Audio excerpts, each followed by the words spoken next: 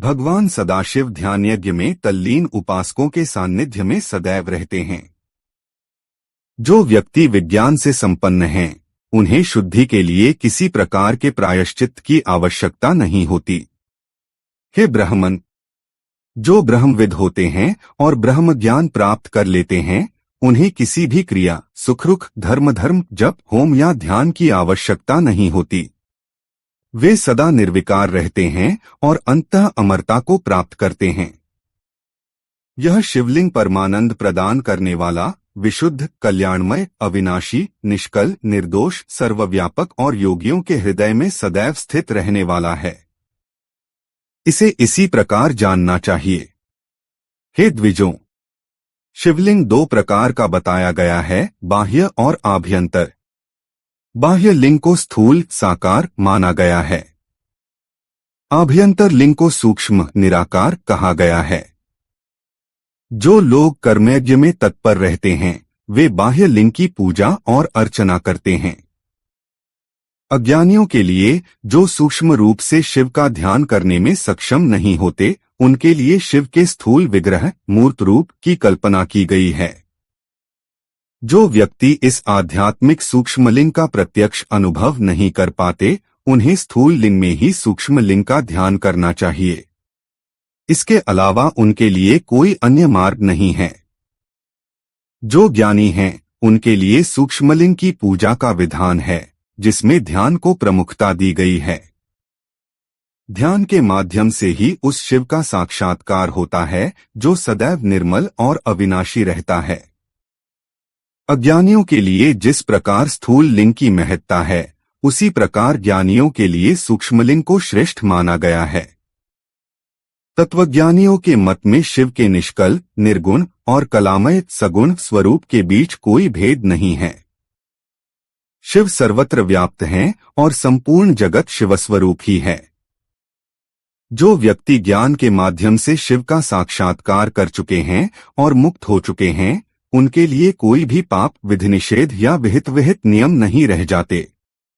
जिस प्रकार जल में रहते हुए भी कमल जल से लिप्त नहीं होता, उसी प्रकार ज्ञानी व्यक्ति घर में रहते हुए भी कर्म के बंधन में नहीं बंधते।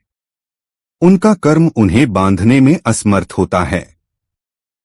जब तक मनुष्य को ज्ञान प्राप्त नहीं होता, तब तक उसे कर्मविहित स्थूल या सूक्ष्म शिवलिंग का निर्माण करके सदाशिव की आराधना करनी चाहिए।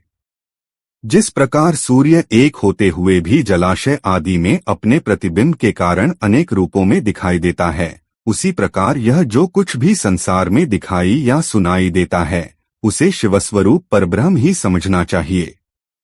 जल एक होते हुए भी उसमें जो भेद प्रतीत होता है, वह मात्र अज्ञान या सम्यक विचार न करने के कारण होता है। यह बात अन्य वेदार्थ तत्वज्ञ भी कहते हैं। जिसके हृदय में शिवलिंग स्वरूप साक्षात परमेश्वर का निवास ज्ञात हो गया है, उसे प्रतिमा आदि की आवश्यकता नहीं होती। परंतु ऐसे ज्ञान से हीन व्यक्ति के लिए शुभ प्रतिमा की कल्पना की गई है, क्योंकि ऊंचाई पर चढ़ने के लिए सहारे की आवश्यकता होती है। जैसे बिना सहारे के ऊंचाई पर चढ़ना असंभव है, वैसे ही निर्गुण ब्रह्मा की प्राप्ति के लिए सगुण प्रतिमा का सहारा अनिवार्य है। सगुण के माध्यम से ही निर्गुण की प्राप्ति संभव है। सभी देवताओं की प्रतिमाएं लोगों के विश्वास को उत्पन्न करने के लिए होती हैं। यह पूजन विधान उन्हीं देवताओं के लिए है जो महान हैं।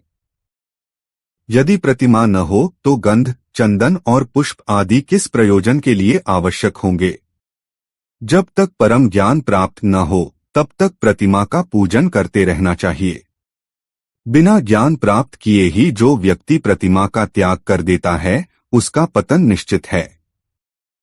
हे ब्राह्मणों, इसलिए आप लोग अपनी जाति और शास्त्र में बताए गए कर्मों का पालन करने का प्रयास करें। परमार्थ रूपी इस शिक्षा को ध्यानपूर्वक सुनें और उसके अनुसार आचरण करें। जहाँ जैसी भक्ति हो, वहाँ उसी के अनुरूप पूजन और अन्य धार्मिक कर्म करना चाहिए, क्योंकि पूजन, दान आदि के बिना पापों का नाश संभव नहीं है। जब तक शरीर में पाप विद्यमान है, तब तक सिद्धि प्राप्त नहीं होती। पाप के नष्ट हो जाने पर मनुष्य के सभी कार्य सफल हो जाते हैं। जिस प्रकार मलिन वस्त्र पर रंग ठीक से नहीं चढ़ता, लेकिन उसे धोकर स्वच्छ करने के बाद रंग सुचारू रूप से चढ़ता है, उसी प्रकार विधिपूर्वक देवताओं की पूजा करने से शरीर निर्मल होता है।